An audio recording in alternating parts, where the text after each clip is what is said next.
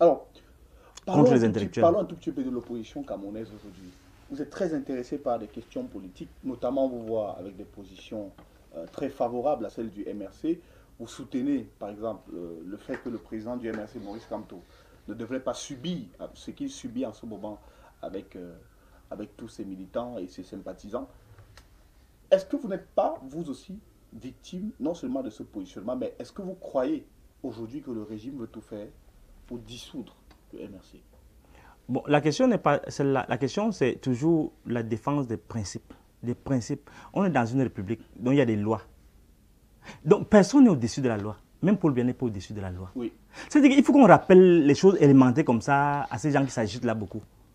Les Onangini, les familles de qui, dans leur esprit, et je les cite parce que après dans la crise post-électorale, où nous sommes là, parce que le problème de fond de ce pays, c'est qu'on vous fait tout pour que vous oubliez ce qui s'est passé, d'où est partie l'affaire, pour qu'on reste seulement dans les conséquences. La question de fond, c'est la question des conditions dans lesquelles les élections se font dans ce pays. S'ils sont honnêtes, ils vont comprendre que c'est du banditisme politique, ça n'a rien à voir avec. Ce n'est pas une question de personne. De Kamto lui-même l'a dit, le professeur Kamto a dit que non, moi je ne suis pas né avec une étoile de président sur ma face. Mais il faut défendre les principes. Qu'est-ce qu'on va laisser comme héritage? C'est-à-dire que les gens, parce qu'ils ont dit qu'ils revendiquent, on les arrête tous. Parce qu'ils marchent, on les arrête tous, on les met en Konengi pendant. Et on casse des destins comme ça, on casse des vies des gens comme ça. Et ce n'est pas une fois, ce n'est pas deux fois. C'est répétitif, c'est déjà la norme de gouvernement. C'est ça gouverner. C'est la question que je me pose quand je dis, vous arrêtez Kamto, vous dites que c'est parce que c'est l'État westphalien, il ne doit pas faire n'importe quoi. À quoi sert donc la proposition? En fait, il y a une stratégie pour neutraliser toutes les oppositions. Bon, Kamto, c'est parce qu'il est un peu plus, il a des convictions un peu plus assurées. On veut polir l'opposition et la rendre la plus inefficace possible. Le binôme gouvernement-opposition pour créer la prospérité n'existe pas. C'est-à-dire qu'on veut choisir leurs propres gens. Et permettez-moi de dire un petit truc là-dessus. Oui. Sur nos opposants. Allons-y. J'ai marché avec quelques-uns. Et vous allez vous rendre compte que ces gens-là, c'est des farceurs. Et vous allez vous rendre compte que les gens sont dans l'opposition, supposément. Mais quelqu'un va te dire que, bon, quand tu passes sur le terrain là, si quelqu'un te dérange, tu me dis, je vais appeler à Tanganji.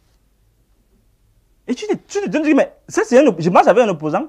Et moi, quand je sors d'une telle expérience, tu vas me dire de repartir encore avec les mêmes gens. Mais est-ce qu'être opposant veut dire qu'on ne connaît pas quelqu'un dans l'origine? Non, c'est pas ça le problème. Le problème, c'est quoi? C'est que les gens rentrent par derrière, ils négocient les choses. Je ne veux pas aller plus loin. Mais j'étais candidat aux élections municipales. D'accord. Et je devais aller avec certaines personnes.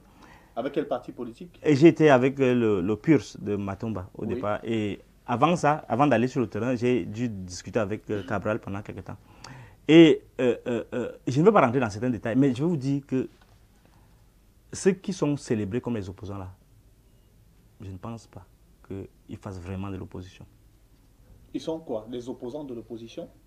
Je crois qu'ils sont en train de chercher ce qu'ils veulent, mais ça ne cherche pas le progrès du pays. Ils ne sont pas des opposants en réalité. Donc, ce n'est pas moi qui détermine qui est opposant ou pas, mais de mon expérience, des discussions que j'ai eues avec eux, des choses que j'ai vu faire dans le cadre de ma dernière expérience municipale, où les gens, je vais vous dire quelque chose. Oui.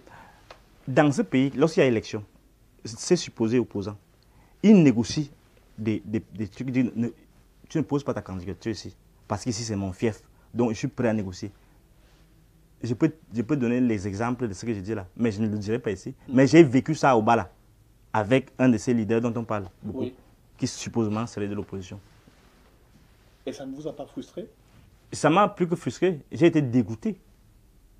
Et eux, par contre, le système aime quand je dis système, la mafia para-étatique qui orchestre ces crimes-là dans le nord de sud, en fait, qui gère ce pays-là. Ils aiment bien les gens comme ça. Des gens un peu double face, des gens un peu tout mielleux, attractifs d'apparence, mais foncièrement dépouillés de convictions. D'aucuns disent que pour la première fois, le président Biya face en lui un vrai opposant qu'est Maurice Kamto. Parce qu'idéologiquement, il semble avoir les moyens de son opposition, bien qu'il soit combattu par un certain nombre de personnes. Est-ce que vous partagez cette idée? Moi, je pense que Maurice Kamto est celui qui peut faire en sorte que même les idées de Paul Biya évoluent bien.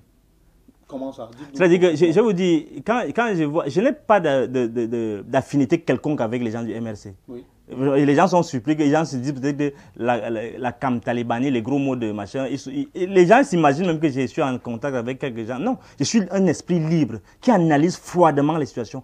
Quand je vois les idées du professeur Kamto, quand je vois la posture qu'il a, je crois que le président Biya ferait même mieux de travailler avec des gens comme celui-là. Ou du moins, pour dire que il a l'étoffe pour faire des choses dans ce pays. Il a l'étoffe. Par rapport à ces gens qui s'agitent là, qui n'ont aucun contenu, qui n'ont pas de référence vraiment qui puissent convaincre au sens propre du terme. Malheureusement,